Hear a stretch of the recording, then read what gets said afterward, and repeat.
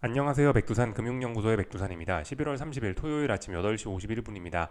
본 영상으로 월요일 아침 영상 대체하겠습니다. 월요일 아침에 영상 녹화 쉬고요. 월요일 저녁에 뵙겠습니다.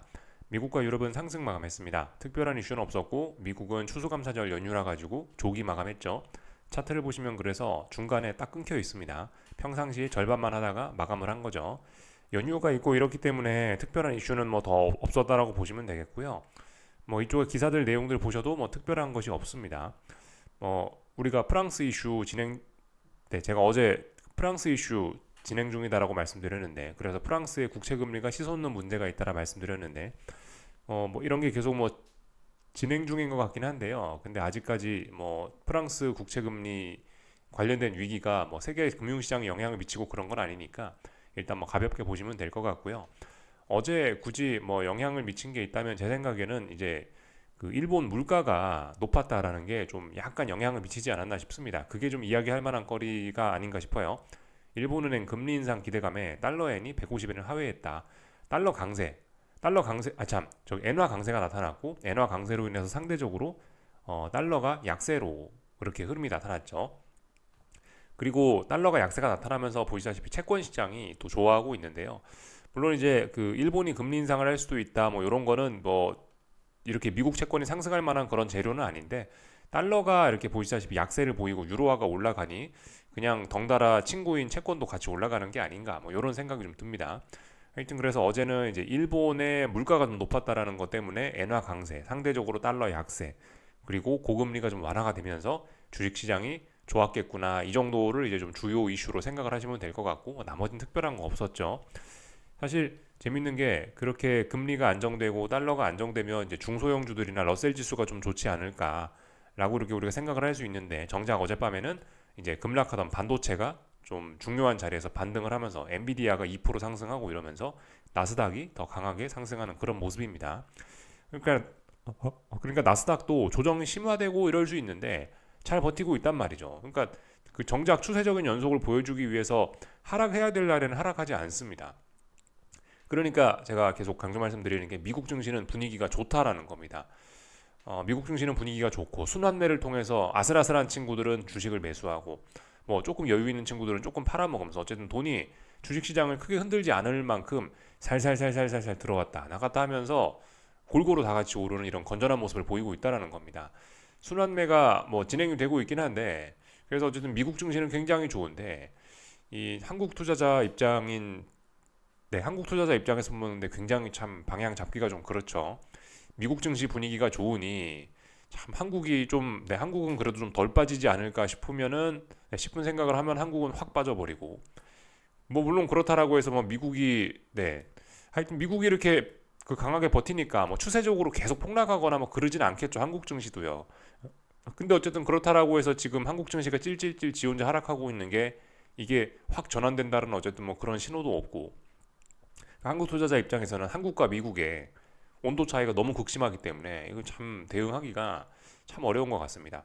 한국 증시를 강하게 하방 베팅을 하고 가기에는 밤마다 미국이 올라대니까 그게 조금 부담스러운 게 있고 막 추세적으로 폭락을 기대하기는 좀 어려운 게 있고 빠지더라도 좀 적게 빠질 거고 상승을 기대하기는 한국 증시는 정말 약하고요. 그래서 야 이거 정말 한국 증시는 어떤 대응이 맞을까 저도 고민이 좀 많이 되긴 합니다. 개인적으로 하여튼 한국 증시는 뭐 차라리 여기서 미국 증시가 확 빠질 때까지 뭐 좀 네, 미국 증시의 힘이 좀 빠질 때까지 좀 기다렸다가 뭐 하방 베팅을 하거나 아니면 아예 왕창 싸질 때까지 좀 기다렸다가 뭔가 이제 매수 진입을 하거나 뭐 일단 좀 그런 플레이밖에 안 되지 않나라는 생각이 좀 들긴 들어요. 사실 지금은 이제 한국 증시 입장에선 되게 좀 마음이 좀 불편한 자리라고 좀 생각이 좀 되긴 합니다. 뭔가를 좀 세게 하기는 좀 뭐가 좀 부담스러운. 일단 뭐 추세적으로 아래쪽으로 빠지고 있긴 한데 이 증시 분위기가 좋으니 계속 아래쪽으로 붙잡고 있기도 사실 좀 뭐하고요. 아무튼 매우 서서히 빠지고 있습니다. 이 결과적으로 사실 그죠. 8월 초에도 1150이었고 코스닥은 지금 11월 말인데도 1150입니다. 그러니까 참 빠지긴 빠져요. 빠지긴 빠지는데 참 깝깝하게 빠지고 코스피도 그렇죠. 8월 초에 330이었단 말이에요, 선물. 근데 지금 네, 지금 11월 말인데도 비슷한 그 가격이죠. 그러니까 빠지긴 빠집니다. 변동성만 크고 그러니까 정말 참 그러니까 차라리 여기서 한번 뭐가 훅 빠져버리면 차라리 지난번 삼성전자처럼 단기 낙폭 과대 이런 식으로 대폭락이 나와버리면 단기 낙폭 과대로 인한 급한 반등 정도는 네 그런 건 매력적일 수 있겠죠. 근데 이미 그렇다라고 해서 여기서 지금 당장 공격적으로 하방 진입하고 그런 거는 또 조금 좀 부담스럽고 그죠. 여기서 그렇다고 공격적으로 막 상방을 베팅하기도 물론 이제 지금 이제 어떤 그 한국 증시는 단기 바닥이나 뭐 어떤 단기적인 메리트가 좀 생길 수 있는 그런 자리이긴 한데 코스피나 삼성전자의 경우 코스닥은 약간 좀 일단 고개가 좀 갸우뚱하고요. 일단 중요한 저점 깼으니까 코스피나 삼성전자는 조금 좀 단기적인 매력이 좀 있어 보이긴 하는 자리이긴 한데 여기서 사실 크게 상승 목표치를 꿈꾸고 뭔가를 하기에도 좀 뭐하고 그죠? 그러니까 차라리 가만히 있다가 많이 올라오면 이런 자리에서 뭐 하방 진입을 약간 추세적으로 좀 고려를 한다던가 지금 자리는 사실 뭐 물론 중요한 자리이긴 합니다만은 그 실질적으로 현금을 들고 뭔가 하기는 좀 부담스럽지 않나라는 생각이 좀 들긴 들어요. 차라리 아래쪽으로 후uk 빠지면 단기 낙폭과대다 매수 잡자.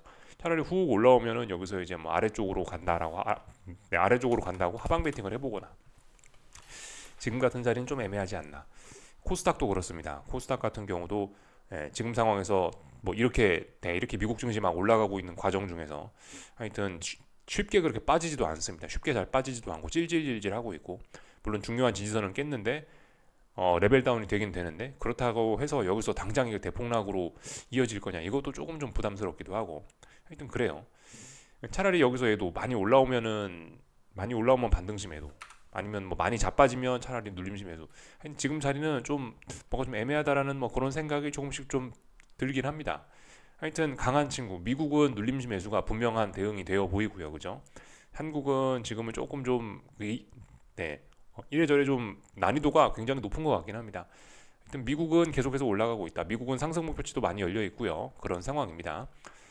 그 변동성 지수 이런 거 보시면 변동성 지수 추종하는 ETF죠. 잘 보시면 이렇게 계속해서 쫄쫄쫄쫄 하락하면서 시장은 미국 주식 시장은 안정되고 있고 그런 상황이고요. 반도체 지수입니다. 반도체 지수는 그 중요한 추세선 이렇게 올라오고 있는데 추세선에 수요일 날 터치하고 나서 일단은 뭐 나와야 될 반등이 일단 나와주는 모습이긴 합니다. 그러나 여전히 불안하죠. 조금 더 확인이 필요합니다. 어쨌든 연말 분위기가 좋다라고 생각을 하고 있는데요. 그래서 일단 아직까지는 뭐 긍정적으로 볼 수 있지 않나 싶어요. 이 자리 붕괴되면 큰일 나는데 아직은 일단 이런 식으로 양봉 만들면서 지켜주고 있으니까 대신에 얘도 근데 많이 올라오기는 좀 제한적이겠죠. 아무래도 위쪽에 이런 저항들이 있고 지난번 ASM의 쇼크 때문에 이런 장대 음봉이 있기 때문에 많이 올라오는 거 기대하기도 뭐하고 그렇다고 빠지는 것도 아니고 하여튼 근데 시장 분위기 좋으니까 얘가 뭐 당장 빠질 일은 없을 것 같고 조금은 올라올 수 있지 않을까 싶고 그러니까 뭐 좀 깝깝한 거죠. 하여튼 반도체 이런 거는 좀 약합니다. 지금은요. 이런 점들을 좀 생각하셔갖고 하여튼 정말 뭐 미국 증시 자체에 대한 뭐 상승 베팅 이런 건 가능할 수 있는데 하여튼 반도체는 약하다. 이런 식으로 좀 생각을 좀 잘 하셔야 되겠습니다. 미국 증시가 좋다고 반도체를 매수하는 건 또 굉장히 또 부담스러운 일이 될 수 있겠죠. 뭐 이런저런 이야기를 좀 해봤고요. 엔비디아도 뭐 보시다시피 그죠. 엔비디아도 여전히 그럭저럭 잘 버텨주고 있습니다. 보시다시피 뭐 그렇게 큰 위기 뭐 그런 것까지는 아니고 상승을 또 해야 될 자리에서는 하고 있습니다. 물론 이 정도로 물론 어제의 상승 한 번 정도로 요거 하락을 다 극복했다라고 하기는 좀 고개가 갸우뚱합니다만은 그래도 어쨌든 이도저도 아닌 좀 아직까지는 잘 버티고 있는 그런 상황입니다. 추세선들이 이렇게 급격하게 올라오고 있죠. 추세선들의 하단 부분 뭐 이런 자리들을 뭐 아주 뭐 여유롭게 아직까지 여유가 많으니까 뭐 아래쪽으로 가기도 뭐하고 올라가기도 뭐하고 하여튼 전반적으로 좀 그런 상황입니다. 하여튼 근데 분명한 거는 반도체는 힘이 빠졌고요. 다만 이제 엔비디아는 아직도 짱짱한 거죠, 그죠? 반도체 종목들 간에도 분명히 이제 굉장히 강한 친구가 있고 약한 친구가 있을 텐데 하여튼 지금 주식은 어쨌든 좀 후반전이라는 생각을 좀 하시긴 하셔야 될 것 같아요, 그죠? 그 뭐 예전부터 말씀드리긴 하는데 지금 이 단기적으로는 지금 단기적으로 조금 주식이 더 올라갈 수 있지 중기적 장기적으로는 주식 고평가 논란 나오고 있고 막 고금리 강달러 이런 것도 좀 구조적으로 좀 진행될 수 있어 좀 부담스럽고 그런 점들 말씀드렸죠. 뭐 AI 뭐 고평가 논란, 뭐 AI 뭐 지출 과다 논란 이런 이슈들이 터지고 있다 보니까 이 굉장히 부담스러운 자리이긴 합니다. 하여튼 그래서 이 강한 친구들 위주로 계속해서 좀 보는 게 맞지 않나 싶고요. 물론 이제 그 와중에 순환매가 좀 진행되고 있긴 한 것 같은데 순환매 진행된다 하더라도 어쨌든 그죠. 순환매 진행된다라는 건 뭐예요? 시장이 죽지 않는다라는 거니까 어쨌든 계속 그 뭐 단타를 노리실 분들은 순환매를 이용해서 약간 소외되는 친구들을 좀 할 수도 있지만 어쨌든 가장 좋은 거는 가장 강한 친구를 매수하는 게 가장 좋을 겁니다. 그죠? 가장 강한 친구 나스닥 뭐 엔비디아 아직까지도 엔비디아가 강하긴 강합니다. 필라델피아 지수는 반도체 지수는 맛이 가고 있지만 엔비디아는 강하다. 이게 차별적으로 좀 움직이는 측면들이 커서 하여튼 집중이 좀 필요한 그런 시기인 것 같습니다. 뭐 정신을 집중하자 그게 아니고 그러니까 이게 그 투자할 때 너무 분산 투자보다는 잘 나가는 친구에 좀 돈을 좀 몰아서 넣는 게 맞는 잘 나가는 친구의 비중을 좀 높게 실는 게 유효한 그런 상황인 것 같습니다. 네, 확실히 좀 그런 것 같아요. 소외되는 친구가 물론 올라갈 수도 있는데 역시 소외되는 친구는 소외되는 친구인 것 같고 하여튼 뭐 순환매다 어쩌다 저쩌다 하면서 대장이 맛이 갈 때 대장을 잡는 게 역시 가장 좋은 것 같긴 합니다. 하여튼 나스닥, 뭐 S&P, 러셀 지수 다 잘 올라가고 있고요. 단기적인 흐름만 보면 뭐 러셀 지수도 강하네요, 그죠? S&P는 또 선물의 신고가를 썼습니다. 상승 목표치는 아직도 한참 많이 남아 있어요. S&P 지수 잘 올라가고 있다 이거고요. 특별한 거 없죠? 그 나스닥도 뭐 잘 올라가고 있고 상승 목표치 저 위에까지 열려 있다. 뭐 분봉 이런 거 뭐 굳이 안 봐도 되는데 하여튼 뭐 이렇게 보시다시피 딱히 하락할 생각이 별로 없다. 그 진한 오렌지색 선, 일봉에서 5일선이죠. 이런 거를 그 지난 이게 언제였지? 이게 수요일 날 뭐 잠깐 깨긴 깼었으나 결과적으로 금방 올라오잖아요. 그죠? 잘 빠질 생각이 없다. 미국 증시는 강하다. 이거고요. 하여튼 채권이 안정되고 있고 드디어 채권이 좀 올라오고 있죠. 하여튼 그 채권의 방향은 뭐 다행히 잘 잡아드린 것 같고 다만 이제 채권은 너무 이제 지금 좋게만 바라보긴 좀 어려울 수 있습니다. 채권 같은 경우는 어쨌든 지난번에 그 하락이 좀 너무 강하기도 했고 이제 약간 좀 너무 오랫동안 이 조정이 좀 지속이 되는 바람 일봉입니다. 일봉. 지난번에 지금 이 구간에서 너무 채권이 좀 많이 얻어맞아 가지고 약간 구조적인 고금리가 이어질 수 있다라는 그런 생각들이 좀 있기 때문에 어쨌든 예전에는 이제 금리 인하한다라고 하면서 채권 초대박을 꿈꿨을 수 있다면은 지금은 초대박을 꿈꿀 때는 아닌 것이 된 것 같습니다. 그래서 채권 투자 어쨌든 뭐 단타 정도 생각하실 수 있는 그런 자리입니다. 채권 잘 올라가고 있으니까 조금 더 좋다라고 뭐 봐주시면 될 것 같고요. 하여튼 그렇다고요. 이 오래간만에 좀 10년물 국채금리, 장기채금리 좀 큰 관점에서 좀 보자면은 이래요. 이거 이제 그 월봉으로 한번 볼게요. 월봉으로 뭐 물론 이게 뭐 월봉까지 보고 뭐 뭐 그럴 필요는 잘 없는데 대략적으로 이런 식으로 쭉 빠지고 있었잖아요. 이런 하락 추세선을 얼마 전에 극복한 거잖아요. 그죠? 이제 금리가 떨어지는 이때가 언제냐면 1982년입니다. 그죠? 1982년, 81년. 그리고 여기 2020년 코로나 때까지 금리가 거의 뭐 20년, 30년 가까이를 빠졌단 말이에요. 지금은 이제 금리가 장기적인 어떤 상승 추세로 지금 전환이 되는 그런 그림이긴 합니다. 그래서 물론 채권 투자하실 분들은 지금은 할 수 있긴 할 수 있는데 다시 제로 금리 시대를 기대한다는 것은 이것은 조금 좀 무리이지 않나라는 생각이 들어요. 그러니까 뭐 물론 이제 그 경제 위기나 그러니까 미국이 뭐 갑자기 경제가 박살나거나 그러면 다시 금리가 확 내려올 수 있을지 모르겠습니다만은 지금 상황에서는 일단 미국 경제는 아직까지 좋고 뭐 그런 상황이기 때문에 여기서 어쨌든 금리가 좀 고공행진할 수 있다. 다시 금리가 예전처럼 제로로 계속 내려오는 거는 어려울 수 있다. 그래서 채권 투자를 여기서 하시되 이게 이제 옛날처럼 제로를 기대한다라고 하면 초대박을 꿈꾸기는 이제 부담스러운 그런 상황이 된 것 같습니다. 그래서 어쨌든 뭐 계속 고금리가 좀 어느 정도 좀 지속이 된다면은 다른 나라들 뭐 한국 증시 이런 것들 계속해서 좀 힘들 수 있겠죠. 뭐 계속해서 평상시와 다른 이런 제로 금리의 시대가 끝났다라고 생각을 한다면은 부동산이라든가 뭐 이런 금리에 민감한 업종들 그런 것들은 좀 부진할 가능성도 좀 있겠죠. 금리가 높다라고 한다면 뭐 조선, 뭐 건설, 뭐 그죠 하여튼 이렇게 빚을 많이 내서 그 회사를 운영하는 그런 회사들은 좀 부채 비율 높은 업종이나 부채 비율 높은 회사들은 어려움을 겪을 가능성이 좀 높겠죠.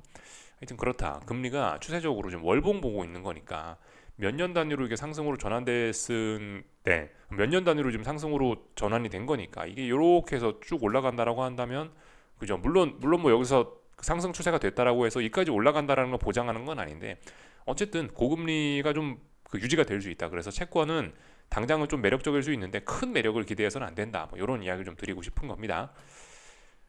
전반적인 내용을 쭉 봤고요. 하여튼 어젯밤에 뭐 달러도 안정이 되고 있고 그렇습니다. 달러가 안정이 되면서 뭐 원자재들 조금 좀 좋은 모습을 보이고 있는데 유가는 하락했네요. 유가가 하여튼 중요하겠죠. 예, 유가가 지금 보시면 추세선이 이렇게 아래에서 올라오고 있는데 추세선에 대한 지지력이 보이지 않습니다. 아래쪽으로 가고 있고 65달러가 마지막 지지선입니다. 65달러가 붕괴되면 코스닥 시장처럼 코스닥의 1150이 중요했던 어떤 그 가운데 라인인 것처럼 국제 유가도 65달러 밑으로 가면은 이제 아래쪽으로 많이 가격 낼 수 있습니다. 국제 유가가 안 좋다라는 거는 주식 시장이 뭐 좀 어려울 수 있다라는 거를 좀 선행적으로 보여주는 것일 수 있어요. 뭐 앞으로 경제 전망이 좀 안 좋아진다라는 뭐 그런 이야기일 수도 있고요. 어쨌든 여러 가지로 국제 유가가 65달러 위에서 거래돼야 이게 위험 자산에 좋은 거지. 그 밑으로 가면은 좀 문제가 있을 수 있습니다. 경제에 문제가 있다라고 사람들이 인식을 할 수가 있어요. 그래서 여기까지 하겠습니다. 한 주간 수고들 많으셨고요. 즐거운 주말들 보내시고 월요일날 저녁에 뵙겠습니다. 여기서 마치겠습니다.